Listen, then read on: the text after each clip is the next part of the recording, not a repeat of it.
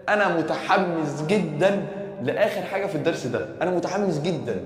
ليه بقى؟ لان اخر حاجه في الدرس ده هو الجمال والحلويات والبهاليز والدهاليز اللي ما بتسيبش امتحان نهائي. طيب لما باجي اقول ندم، انا نادم على مذاكرتي كويس ولا انا نادم على عدم مذاكرتي كويس؟ ايوه صح، انت صح، انت بتجاوب معايا صح اهو. انا نادم على عدم يبقى نوت. حلو. طيب انت قلت عدم يذاكر كويس ولا مذاكرتي؟ ها، مذاكرتي. حلو. كلمة studied يذاكر. طب لما اروح اعملها كده اهي study اهي، study يذاكر، رحت انا عامل كده studying. ترجم يلا. study يذاكر، studying المذاكرة.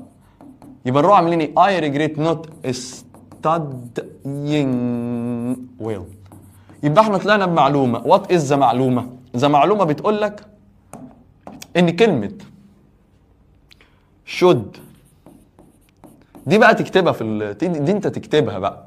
should have زائد التصريف الثالث بتساوي regret not زائد الفعل زائد ing.